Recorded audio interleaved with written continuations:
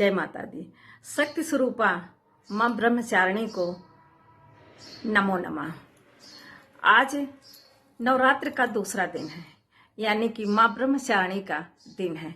आओ माँ ब्रह्मचारिणी की कथा आरंभ करते हैं।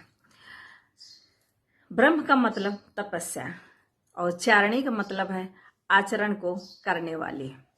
माँ ब्रह्मचारिणी ने अपने पूर्व जन्म में पूरे जीवन तपस्या की और घोर तपस्या के कारण ही वो ब्रह्मचारिणी के नाम से जानी गई।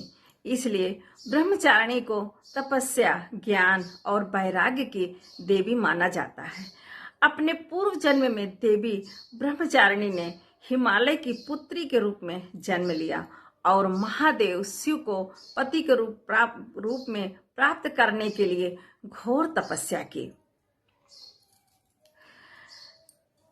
ब्रह्मचारिणी ने 1000 वर्ष केवल फल और फूल का आहार करके जीवन व्यतीत किए।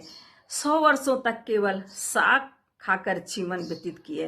3000 वर्ष तक केवल टूटे हुए बेलपत्र अथवा बेलपत्र का आहार करके शिव जी की ध्यान में लीन रही और इसके बाद बेलपत्र खाना भी त्याग दी और निराहार एवं निराजल महादेव की तपस्या करती रही।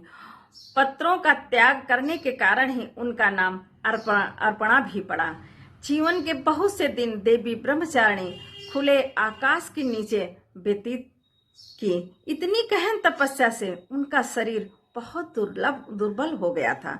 सभी देवता, ऋषि गण एवं मुनि देवी की तपस्या से अभिभूत थे।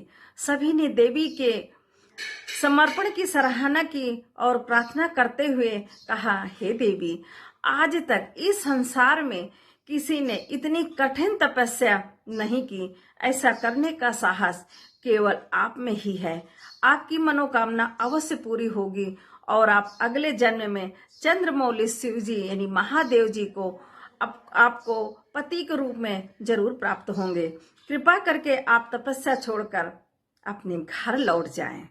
ब्रह्मा जी ने ब्रह्मचारिणी की तपस्या से प्रसन्न होकर उन्हें वरदान दिया। शिव जी की पति के रूप में शिव जी आपको जरूर मिलेंगे।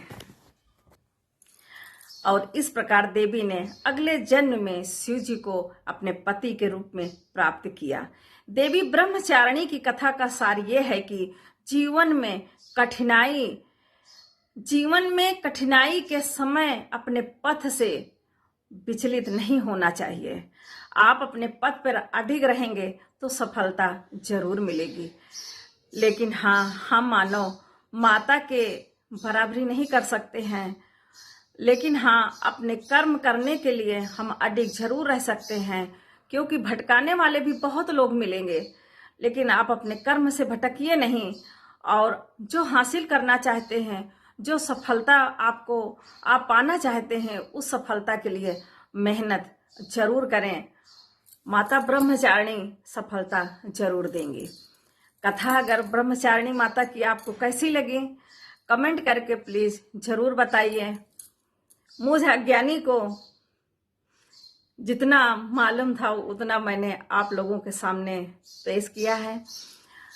कथा कैसी लगी कमेंट करके प्लीज जरूर बताइए। माता ब्रह्मचारिणी का आशीर्वाद आप सब पर बना रहे। मेरे सभी भाई बहनों, बच्चों पर माता ब्रह्मचारिणी का आशीर्वाद मिलता रहे। खुश रहें। जय माता दी।